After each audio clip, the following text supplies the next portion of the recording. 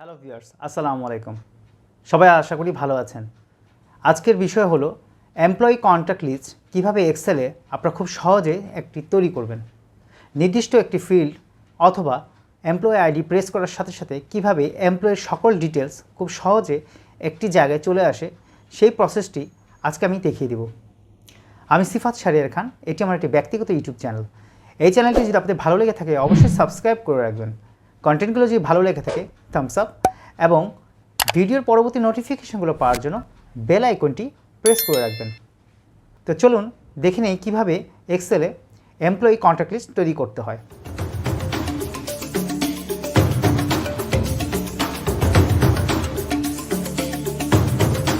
আমরা কম্পিউটারের মূল স্ক্রিনে একটি মাইক্রোসফট এক্সেল ওপেন করে নিচ্ছি।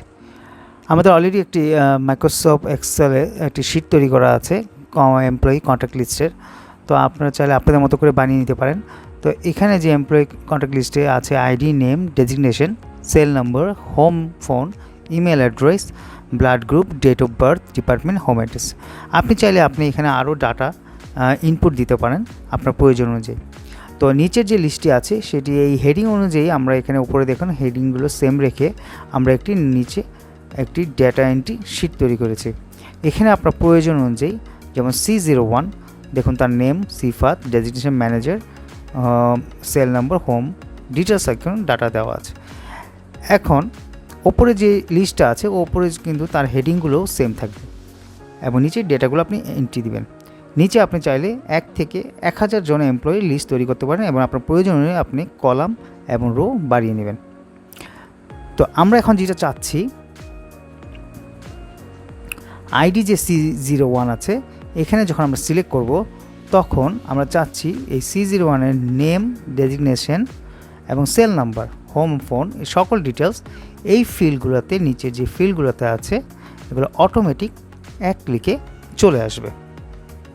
তো সেটা করার জন্য আমাদেরকে লিস্ট তৈরি করে নিতে হবে। তো আমরা ডেটা থেকে আগে ডেটা টুলস এখানে ক্লিক করছি, ডেটা ভ্যালিডেশন, এখান থেকে আমরা লিস্ট সিলেক্ট করে নিচ্ছি, করে সোর্স সিলেক্ট করে সোর্স হলো আইডির যে C01 মানে B14 থেকে আমরা নিচে ড্র্যাগ করে চলে যাব আমাদের 49 পর্যন্ত। আমরা 49 যে এন্টার দিব, তারপর ওকে। এবার আমরা উপরে চলে যাচ্ছি, এখান থেকে আমরা একটি ডিলিট করে নিচ্ছি রো। আচ্ছা, এখন আমরা উপরে দেখুন এই লিস্টে ক্লিক করে দেখুন এখানে ওপরে কার্সর নিয়ে গেলে দেখুন 3টি ডাটা আছে, কারণ আমাদের 3টি আইডি এখানে বসানো আছে। বাকিগুলো কিন্তু ব্ল্যাঙ্ক দেখাচ্ছে, কিন্তু যখন আপনি ডেটা দেবেন তখন কিন্তু ওগুলো চলে আসবে। এখন আমরা যেটা চাচ্ছি যে C10203 যখন C1 আমরা সিলেক্ট করব 01 তখন সকল ডেটা তার এই ফিল্ডগুলোতে অটোমেটিক চলে আসবে। তো এই ক্ষেত্রে আমাদের একটি ফর্মুলা ইউজ করতে হবে। সো আমরা এখানে নেমের ঘরে সিলেক্ট করে equals index first bracket array আমাদের সিলেক্ট করতে হবে। অ্যারে হলো আপনার F14 থেকে আমরা ডান দিকে ড্র্যাগ করে নিব, করে নিচে পর্যন্ত আমরা চলে যাব, আমরা L48 পর্যন্ত সিলেক্ট করব। আমরা একটা কম নিব, একটু ড্র্যাগ করে নিচ্ছি L48। জি, L48 নেওয়ার পর আমরা এবার কমা দিব। কমা দিয়ে আমরা লিখব ম্যাচ। এখন আমরা ম্যাচ করব কিসের সাথে? এখন আমরা ম্যাচ করব ওপরে যেই সেল নাম্বার আছে B2 যেটি আইডি নাম্বার সেটির সাথে ম্যাচ করব। সো ম্যাচ আমরা হবে B2, এখানে আমরা B2 সিলেক্ট করে দেব, কমা, তারপরে হবে লুকআপ অ্যারে। লুকআপ অ্যারে হলো আপনার C01 মানে আইডি নাম্বার C01 থেকে একদম লাস্ট আমরা নিব 47 পর্যন্ত ডেটাটা নিয়ে নিচ্ছি, তারপরে কমা,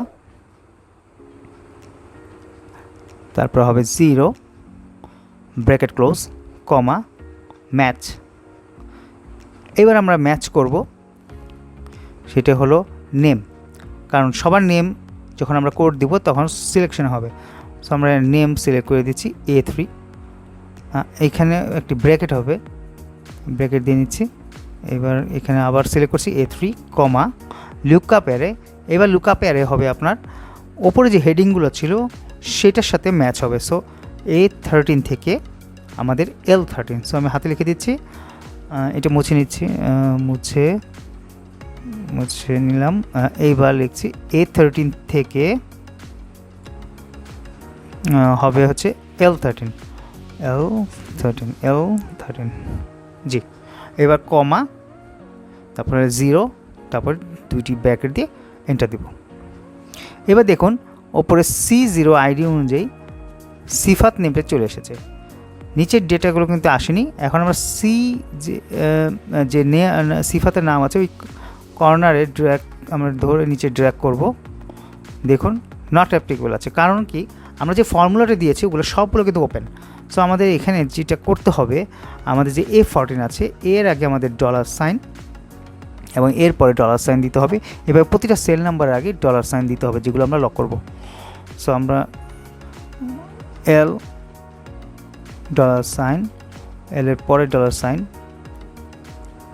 একইভাবে B2 এর B এর আগে $সাইন, B এর পরে $sign, B $sign, B14 $sign, এখানে $সাইন।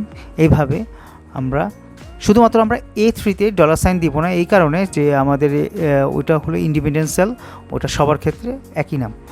তো L13 এর ক্ষেত্রে $সাইন দিয়ে আমরা এন্টার দিব। এইবার আমরা সিফাত নামের ওখানে কার্সরের কর্নারটা ধরে ড্র্যাগ করছি। দেখুন সকল ডেটা কিন্তু এবার চলে এসেছে, কিন্তু নিচে দেখুন যেটা হয়েছে যে ডেট অফ বার্থ, এই ডাটাটা কিন্তু প্রপারলি আসেনি। তার একমাত্র কারণ হলো এটা জেনারেল সিলেক্ট হয়েছে, এবং সেটা কীভাবে এটা দেখিয়ে দিচ্ছি।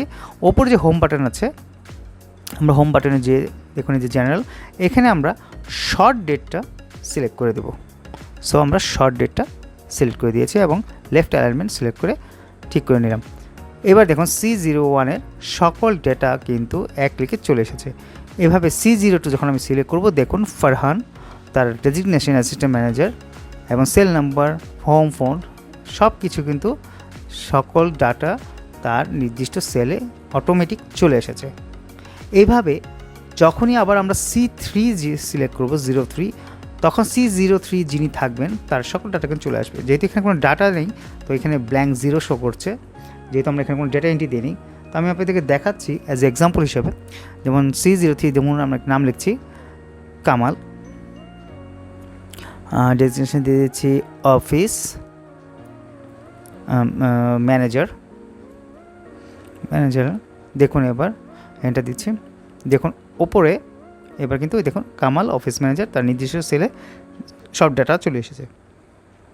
এইভাবে আপনার কোম্পানির যদি একের অধিক 1000 জন যদি এমপ্লয়ি থাকে, সকল ডেটা আপনি এইভাবে এক্সেল শিটে একের পর এক সিলেক্ট করে নিচে নিয়ে আসবেন এবং খুব সহজে আপনার এই নির্দিষ্ট বক্সে সকল ডাটা নির্দিষ্ট আইডি যখন সিলেক্ট করবেন, অটোমেটিক সকল ডাটা খুব সহজে এক জায়গায় চলে আসবে। তো এভাবেই আপনারা খুব সুন্দরভাবে একটি এমপ্লয়ি কন্ট্যাক্ট লিস্ট অটোমেটেড তৈরি করতে পারেন এক্সেল শিটে। আপনারা আপনাদের প্রয়োজন মতো কাস্টমাইজ কালার দিয়ে সেলগুলো ইন্ডিকেট করে রাখতে পারেন। ধন্যবাদ সবাইকে। আশা করি আজকের ভিডিওটি আপনাদের উপকারে আসবে। আপনারা এই প্রসেসগুলো ফলো করে কোম্পানির এমপ্লয়িদের কন্ট্যাক্ট লিস্ট খুব সহজে তৈরি করতে পারবেন। পরবর্তীতে আরও কিছু টিপস অ্যান্ড ট্রিক্স নিয়ে আবার হাজির হয়ে যাব। সেই পর্যন্ত আপনারা সবাই ভালো থাকবেন এবং সুস্থ থাকবেন। আল্লাহ হাফেজ।